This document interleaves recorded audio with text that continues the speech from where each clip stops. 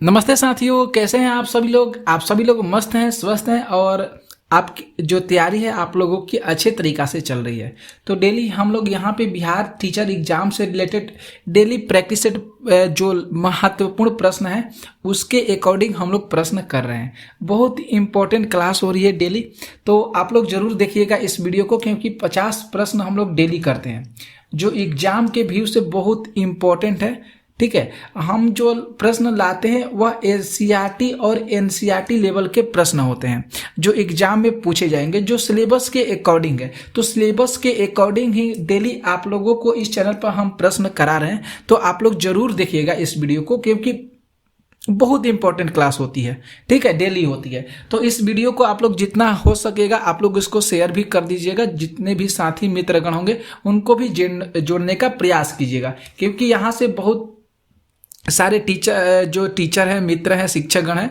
वह इस बार क्वालिफाई किए हैं, उसका सिलेक्शन इस बार जो है बिहार टीचर एग्जाम में हो गया है। तो अगर आप लोग लेना चाहते हैं तो वीडियो को पूरा देखिए और शेयर भी जरूर कर दीजिए। ठीक है, तो आइए स्टार्ट करते हैं। प्रश्न संख्या पहला, यहाँ पे देख लीजिए। जो पहला जो प्रश्न है कि सौर प्रणाली की खोज किसने की थी? तो सौर प्रणाली की खोज कोपरनिकस के द्वारा, यहाँ पे सी ऑप्शन को हम लोग टिक करेंगे, सही करेंगे। कोपरनिकस के द्वारा सौर प्रणाली की खोज की गई थी। ओके, तो ध्यान में रखिएगा। एक होता है बिग बैंग थ्योरी, ये भी प्रश्न बहुत बार पूछा जाता है एग्जाम में। बिग बैंग जो थ्योरी है इसका प्रतिपादन बेल्जियम के जो खगोल या पादरी थे जिनका नाम था जॉर्ज लेमेतर, उनका क्या नाम था? जॉर्ज लेमेतर। ध्यान में जरूर रखिएगा। ये जो है बिग बैंग थ्योरी के प्रतिपादक माने जाते हैं जॉर्ज लेमेतर। ओके, तो ध्यान में रखिएगा। और दोस्तों आप लोग टेलीग्राम चैनल को अवश्य ज्वाइन करिएगा, क्योंकि वहां पे बहुत सारी नोटिफिकेशन बिहार टीचर एग्जाम से या अदर एग्जाम से मिलती रहती है। नीचे आप लोग अगर फ्री में मॉक टेस्ट देना चाहते हैं तो उसका लिंक डिस्क्रिप्शन में दिया गया है, आप लोग वहां पर भी जाकर मॉक टेस्ट फ्री में दे सकते हैं, बहुत सारी प्रश्नों को अच्छे तरीका से पढ़ सकते हैं। ठीक है, तो इतना चीज आप लोगों को फ्री में दिया जा रहा है, तो आप लोग जरूर उसका फायदा उठाइए। प्रश्न चलते हैं दूसरे नंबर पे। यहां पे ध्यान से देखिएगा। दूसरा जो प्रश्न है कि स्वर्ण मयूर जो पुरस्कार है यह किस क्षेत्र में दिया जाता है? स्वर्ण मयूर पुरस्कार किस क्षेत्र में दिया जाता है? तो फिल्म के क्षेत्र में दिया जाता है। डी ऑप्शन को हम लोग सही करेंगे। स्वर्ण मयूर पुरस्कार जो है फिल्म के क्षेत्र में दिया जाता है। और साहित्य के क्षेत्र में मान बुकर पुरस्कार दिया जाता है। यहाँ पर भी ध्यान में आप लोग रखिएगा, इस प्रश्न को भी चेंज कर दे सकता है कि अगर साहित्य के क्षेत्र की बात करें कि साहित्य के क्षेत्र में कौन सा पुरस्कार दिया जाता है, तो मान बुकर पुरस्कार।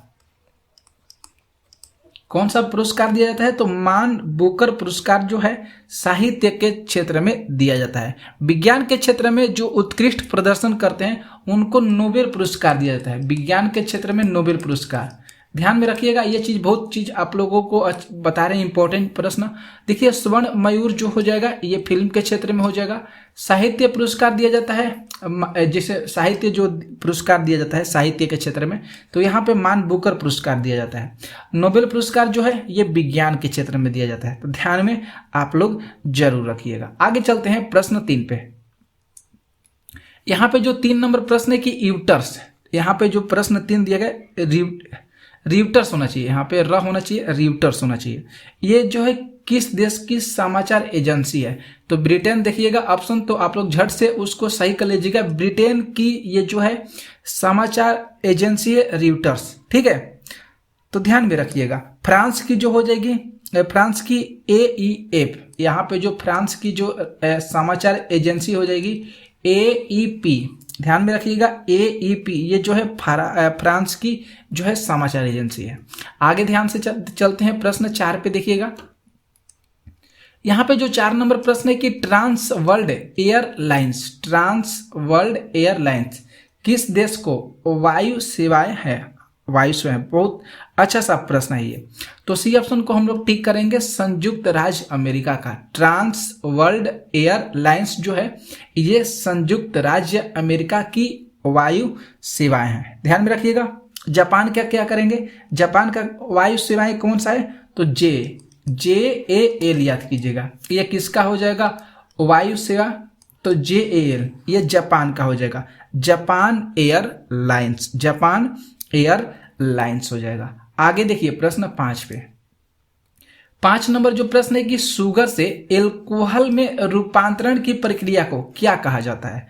शुगर से एल्कोहल में रूपांतरण की प्रक्रिया को क्या कहा जाता है? तो इस प्रक्रिया को किण्वन कहा जाता है। इस प्रक्रिया को क्या कहा जाता है? तो इस प्रक्रिया को किण्वन कहा जाता है। ठीक है, तो ध्यान में रखिएगा। आगे चलते हैं प्रश्न हम लोग 6 नंबर पे। 6 नंबर जो प्रश्न है कि शर्करा या मंड, शर्करा या मंड के किण्वन से क्या प्राप्त होता है? तो शर्करा या मंड के किण्वन से जो प्राप्त होता है एथेनॉल प्राप्त होता है। क्या प्राप्त होता है? तो एथेनॉल प्राप्त होता है, ध्यान में रखिएगा। ठीक है, तो ए ऑप्शन को हम लोग यहाँ पे सही करेंगे, शर्करा या मंड के किण्वन से एथेनॉल प्राप्त होता है। तो यहाँ पे ए ऑप्शन सही हो रहा है। आगे देखिए प्रश्न हम लोग चलते हैं अगले नंबर प्रश्न पे। आगे देखिएगा प्रश्न 7 नंबर प्रश्न को। यहाँ पे जो 7 नंबर प्रश्न है कि एंजाइम मूलतः होते हैं, एंजाइम मूलतः प्रोटीन होते हैं। सी ऑप्शन को हम लोग टिक करेंगे, एंजाइम मूलतः क्या होते हैं? ये प्रोटीन होते हैं। ठीक है, आगे चलते हैं प्रश्न 8 नंबर प्रश्न देखा जाए। 8 नंबर जो प्रश्न है कि निम्नलिखित में से कौन सा मानव यकृत का कार्य नहीं है? मानव यकृत का कार्य नहीं है। तो जो हार्मोन का निर्माण होगा ये मानव यकृत के द्वारा नहीं होता है, ये मानव यकृत के द्वारा नहीं होता है। तो ध्यान में रखिएगा। अब यहाँ पे यकृत की बात आ गया, तो यकृत जो है मानव शरीर की सबसे बड़ी ग्रंथि माना जाता है। इसका वजन जो होता है 150 ग्राम, 150 से 2 kg होता है, माफ कीजिएगा 150, यहाँ पे जो 1.50 kg से लेकर 2 kg तक इसका वजन होता है। जो बात करेंगे एक प्रोटीन पाया जाता है जिसका नाम हो जाएगा हिपैरिन प्रोटीन। हिपैरिन प्रोटीन, जो हिपैरिन नामक जो प्रोटीन है इसका उत्पादन कहाँ पे होता है? तो इसका उत्पादन यकृत में होता है, जो शरीर के अंदर रक्त को जमाने में से रोकता है। तो इसे ध्यान में रखिएगा। यकृत का बहुत सारा कार्य भी आप लोगों को बता देते हैं। यकृत का बहुत सारा कार्य है, ये पित्त का निर्माण करता है, आरबीसी को, जो मृत आरबीसी होता है उसको नष्ट करता है, ये टॉक्सिन का निर्विसितीकरण करता है। ठीक है, और ग्लूकोजन का बहुत ये संग्रह करता है। तो ये यकृत का कार्य हो जाएगा। प्रश्न देखिए 9 पे। 9 नंबर प्रश्न है कि निम्नलिखित में से कौन सा कथन स्पष्ट प्रकाश में पौधे में प्रकाश संश्लेषण तथा श्वसन के लिए सत्य माना जाता है? तो यहाँ पे देखेंगे तो प्रश्न हम लोग एक बार ध्यान से पढ़ लेते हैं कि स्पष्ट प्रकाश में पौधे में प्रकाश संश्लेषण तथा श्वसन के लिए यहाँ पे कौन सा ऑप्शन सही हो रहा है? तो श्वसन से प्रकाश संश्लेषण जो होता है अधिक तेजी से होता है, ये ऑप्शन सही हो रहा है। तो श्वसन से प्रकाश जो संश्लेषण होता है वह अधिक तेजी से होता है, क्योंकि अगर आप लोग को प्रकाश संश्लेषण वाला जो सूत्र है, जैसे यहाँ पे आप लोगों को बता देते हैं 9 या 10 क्लास में दिया है कि 6 CO2 कार्बन डाइऑक्साइड होता है, प्लस में 12 H2O, और यहाँ पे जो बनता है सूर्य के प्रकाश की उपस्थिति में, सूर्य के प्रकाश की उपस्थिति में, और नीचे भी रहता है क्लोरोफिल रहता है, क्लोरोफिल रहता है। ठीक है, तो यहाँ पे बन जाता है C6H12 करेंगे तो वो 6 हो जाता है, और प्लस में 6H2O होता है, और प्लस में बन के होता है 6O2 हो जाता है। तो ये 6H12O6 ग्लूकोज होता है, ये जल हो जाता है, और ये जो हो जाता है ऑक्सीजन होता है। तो इतना सारा से मिलकर प्रकाश संश्लेषण होता है। आगे ध्यान से देखिएगा प्रश्न 10 पे।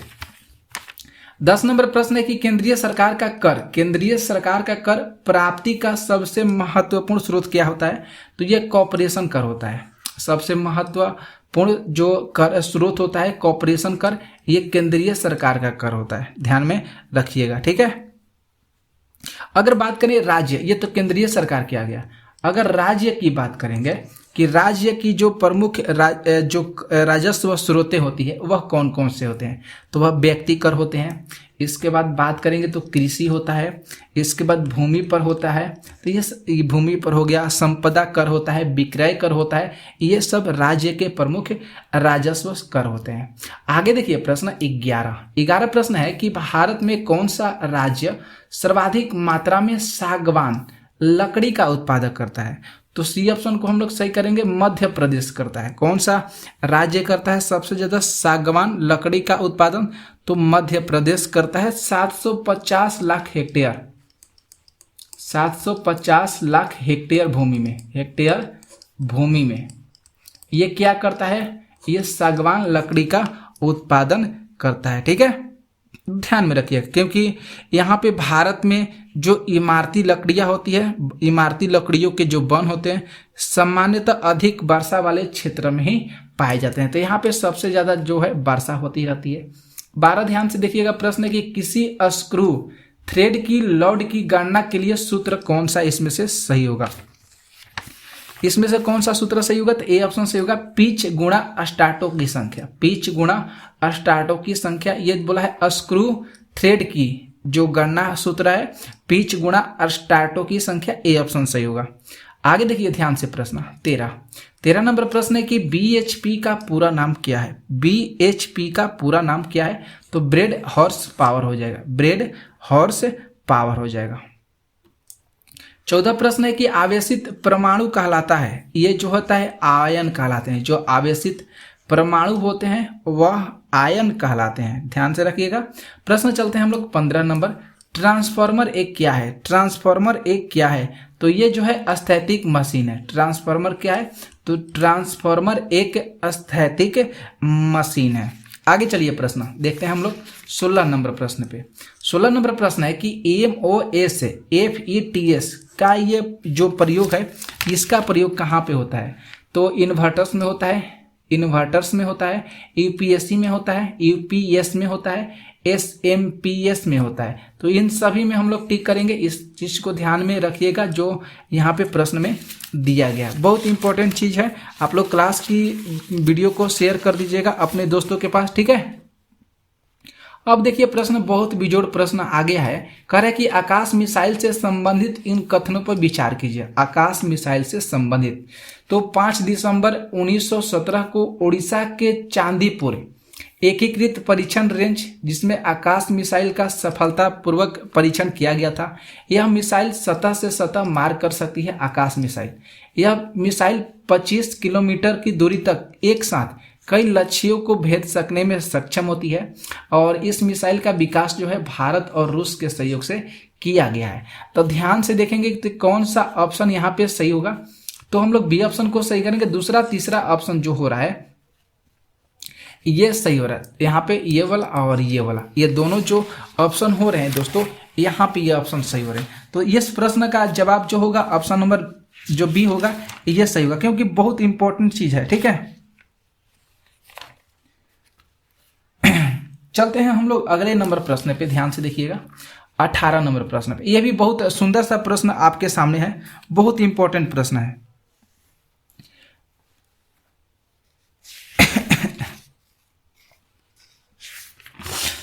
देखिए चलिए 18 नंबर प्रश्न को हम लोग ध्यान से देखते हैं।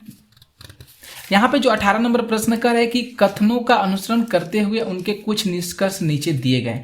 कथन दिया गया है कि ग्लोबल वार्मिंग के परिणाम स्वरूप तापमान में वृद्धि हो रही है, और दूसरा कह है कि पिघलते ग्लेशियर जल स्तर की वृद्धि का कारण बनेंगे जो तटीय क्षेत्र को प्रभावित करेंगे, ठीक है। तो ये जो है पहला और दूसरा जो विकल्प दिया गया है ये जो है ऑप्शन दिया गया है, मतलब ये कथन है, ठीक है। हम लोग को निष्कर्ष देखना है नीचे ध्यान से कि ग्लोबल वार्मिंग का एकमात्र प्रभाव ग्लेशियर का पिघलना है। ग्लोबल वार्मिंग जो है तटीय क्षेत्र में रहने वाले लोगों को प्रभावित ये करता है। तो अगर हम लोग अगर ध्यान से देखेंगे इस प्रश्न का उत्तर कि कौन सा उत्तर यहाँ पे सही होगा, तो देखिए अगर हम लोग ध्यान देखिए तो बी ऑप्शन को हम लोग सही करेंगे। केवल निष्कर्ष जो दूसरा है यही अनुसरण करता है। यहाँ पे निष्कर्ष दूसरा जो दिया गया है ये वाला कि ग्लोबल वार्मिंग जो है ये तटीय क्षेत्र में रहने वाले लोगों को प्रभावित करता है। बिल्कुल सही बात है कि वहाँ पे हमेशा सुनामी भूकंप देखने को मिल जाता है। तो इसलिए बी ऑप्शन यहाँ पे जो अनुसरण दूसरा है ये निष्कर्ष ये सही होगा। अगला प्रश्न हम लोग देखते हैं जो 19 है कि दिए गए कथनों को ध्यान पूर्वक पढ़िए और प्रश्नों को उत्तर दीजिए। कुछ वर्ग त्रिभुज हैं जबकि कुछ आयत हैं। कुछ वर्ग त्रिभुज है जबकि कुछ आयत है। प्रत्येक वृत्त त्रिभुज है, प्रत्येक षष्ठकोण आयत है। तो यहाँ पे कौन सा ऑप्शन जो होगा ये सही होगा। तो डी ऑप्शन को हम लोग सही करेंगे। कम से कम एक आयत वर्ग होगा, कम से कम एक आयत वर्ग होगा। आप लोग अगर इसको कॉपी पर बनाना चाहते हैं तो आप लोग अच्छे तरीका से बनाकर चेक कर सकते हैं कि कुछ वर्ग दिया है। तो इस तरह का वर्ग दो बनाएंगे, ये हम लोग वर्ग को ये वर्ग हो जाएगा, ये त्रिभुज हो जाएगा। तो आप लोग इसको अच्छे से घर पर बनाइएगा तो बहुत अच्छा से बन जाएगा। कुछ जबकि कुछ बोला है आयत हो जाएगा, ठीक है। तो इसी तरह आप लोग बनाइएगा ना, तो इस तरह आप लोग बनाइएगा तो पता चल जाएगा आप लोग को, ठीक है। आगे चलते हैं हम लोग। प्रश्न देखिए 20 नंबर प्रश्न है कि पनडुब्बियां पानी में चलती है, उनके इंजनों में निम्नलिखित में से किस ईंधन का प्रयोग किया जाता है। तो बी ऑप्शन को हम लोग सही करेंगे। डीजल का प्रयोग किया जाता है। किसका प्रयोग किया जाता है? तो डीजल का प्रयोग किया जाता है, ठीक है। डीजल ईंधन का प्रयोग किया जाता है। आगे देखिए प्रश्न 21 है, निम्नलिखित में से पहले कौन सी घटना घटी है। तो मानव वंशसूत्र परियोजना का पूरा होना, मानव वंशसूत्र परियोजना का पूरा होना 1952, ये सबसे पहले घटना घटी है। ओके, आगे देखिए प्रश्न 22 को। 22 जो प्रश्न है कि निम्नलिखित में से सजीवन उत्पन्न करने वाली वह कौन सी तकनीक है जिसमें एक प्रतिबिंब दूसरे में बदल जाता है। तो वह आकृतिक निरूपण हो जाएगा, जिसको मार्किंग कहा जाता है। ये जो प्रतिबिंब जो है ये दूसरे में बदल जाता है। सी विकल्प सही कीजिएगा। तो इस देखिए प्रश्न की पीड़कनाशी के रूप में डीडीटी का प्रयोग की हानि क्या है। हानि पूछा गया, लाभ भी पूछा जाता है और हानि भी पूछा जाता है। तो बी को सही करेंगे। प्रकृति में सरलता से निम्नीकरण नहीं होता है, प्रकृति में सरलता से निम्नीकरण नहीं होता है। ये जो है डीडीटी के प्रयोग की हानि है। कुछ समय के बाद अप्रभावी हो जाता है, दूसरों से कम प्रभावी होता है और इसकी अधिक लागत होती है। तो बी ऑप्शन को हम लोग टिक करेंगे, यह हानि को दर्शाता है। आगे देखिए प्रश्न जो 24 नंबर है कि किसी रेडियो सक्रिय पदार्थ का आधा जीवन 4 महीनों का होता है, इसका 3/4 भाग कितने महीनों में नष्ट हो जाता है। बहुत सुंदर सा प्रश्न आपके सामने है। तो 8 महीनों में नष्ट हो जाता है। कितने महीनों में नष्ट हो जाता है? तो 8 महीने में नष्ट हो जाता है। 3/4 भाग किसका? रेडियो सक्रिय पदार्थ का। तो ध्यान में रखिएगा, रेडियो सक्रिय पदार्थ की खोज जो है ये हेनरी बेकरल, मैडम क्यूरी के द्वारा किया गया है। ध्यान से देखिएगा प्रश्न आगे 25 नंबर है। देखिए साइंस का प्रश्न है कि एक आलू कंद को 2 भागों में काटा जाता है। 2 भाग है, ठीक है। इनमें से एक भाग के कटे हुए पृष्ठ पर आयोडीन विलयन की कुछ बूंदें गिराई जाती है। जैसे 2 भाग कट गया तो ये पहला भाग पर हम आयोडीन की बूंद को गिरा देते हैं। तो इनमें से किस रंग का परिवर्तन देखने को मिलेगा। सुंदर सा प्रश्न आपके सामने है। तो भूरे से नीलाभ काला हो जाएगा, ये भूरा हो जाएगा, ये भूरा से कैसा हो जाएगा? नीलाभ काला हो जाएगा। आगे देखिए प्रश्न 26 है कि निम्नलिखित में से कौन सा लार का लाभ नहीं है। लार का लाभ नहीं है। तो यहाँ पे बी को सही करेंगे। यह शरीर में आरबीसी की वृद्धि करता है। लाभ नहीं है, ये पूछा गया, नहीं पूछा गया है। तो बी ऑप्शन को सही करेंगे क्योंकि यह शरीर में आरबीसी की वृद्धि करती है। बिल्कुल गलत है। तो यह निगलने में मदद करती है। लार से हम लोग जैसे मुंह से हम लोग भोजन करते हैं तो इसमें बहुत सारा लार होता है जो अंदर ले जाता है, पचाने में मदद करता है, दांत को भी साफ करके रहता है, ठीक है। तो यहाँ पे जो ए भी सही होगा, सी भी सही होगा, डी भी सही होगा। लेकिन लाभ नहीं पूछा है, यह आरबीसी की वृद्धि नहीं करता है, ठीक है। तो बी सही होगा। 27 देखिए है कि निम्नलिखित में से वह अंग कौन सा है जिसमें पानी, वसा और विभिन्न अपचय जो पदार्थ जिसको कैटाबोलिक कहा जाता है ये अपशिष्ट उत्सर्गित होते रहते हैं। तो किसके माध्यम से? तो ब्रीक के माध्यम से। किसके माध्यम से? ब्रीक के माध्यम से। आगे ध्यान से देखिएगा प्रश्न। अगला जो प्रश्न है कि यदि अगला 28 कि यदि थर्मस में 2 ग्लास के बीच की दीवार खाली हो जो निर्वात बीज के ऊष्मीय संचरण को रोकता है। अच्छा सा प्रश्न। तो संवहन, विकिरण, संचालन, समन और इनमें से कोई नहीं। तो सी ऑप्शन को हम लोग सही करेंगे। संचालन जो संवहन हो जाएगा ये सही हो जाएगा। ओके, आगे देखिए प्रश्न 29 नंबर। 29 नंबर जो प्रश्न है कि निम्नलिखित में से कौन सा मांसभक्षी पौधा है। तो इसमें से जो मांसभक्षी पौधा होगा नेफिन्स हो जाएगा। पी ऑप्शन को टिक करेंगे। नेफिन्स सबसे मांसभक्षी पौधा है। 30 देखिए प्रश्न ध्यान से। 30 नंबर प्रश्न है कि किस संगीत वाद्य के 2 प्रकर्म रुद्र और विचित्र होते हैं। कौन सा संगीत? तो बीना हो जाएगा। इसके 2 जो प्रकर्म होते हैं रुद्र और विचित्र होते हैं। 31 देखिए ध्यान से प्रश्न कह रहा है कि निम्नलिखित में से किस रोग में रोगाणु खुले घाव से होकर प्रवेश कर जाते हैं। किस रोग में? तो टेटनस में। ध्यान रखिएगा, टेटनस रोग में रोगाणु जो है खुले घाव से होकर हमारे शरीर में प्रवेश कर जाते हैं। ध्यान में आप लोग जरूर रखिएगा। टेटनस जो है तंत्रिका तंत्र को प्रभावित करता है। ठीक है, इसमें इसका अगर लक्षण की बात करेंगे तो तेज बुखार हो जाता है, शरीर का ऐंठना हो जाता है, जबड़ा बंद होने लगता है। ठीक है, आगे देखिए प्रश्न 32 कर है कि निकटतम तारे से पृथ्वी पर प्रकाश कितने समय में पहुंचता है। तो 4.3 प्रकाश वर्ष में पहुंचता है। डी ऑप्शन सही होगा। 33 प्रश्न है कि रासायनिक यौगिक का सबसे छोटा संभावी यूनिट कौन सा हो जाएगा। तो अणु हो जाएगा। कौन सा हो जाएगा? तो अणु हो जाएगा। और 34 नंबर प्रश्न देखिए कह रहा है कि विश्व का प्रथम देश जहां समलैंगिक विवाह मान्यता को रोल बैंक किया गया है। तो कौन सा बैंक हो जाए, कौन सा यहाँ पे ऑप्शन से होगा? तो बरमुडा हो जाएगा ना। यहाँ पे ए ऑप्शन को ठीक करेंगे, बरमुडा हो जाएगा। क्योंकि ये जो देश है बरमुडा विश्व का प्रथम देश बना है जहाँ पे समलैंगिक विवाह की मान्यता को क्या किया है? समाप्त कर दिया गया है, रोक दिया है। ठीक है, तो बरमुडा हो जाएगा। 35 नंबर प्रश्न ध्यान से देखिए कि मानव अंग में विटामिन नहीं करता है। मानव अंग में विटामिन कौन सा काम में नहीं करता है?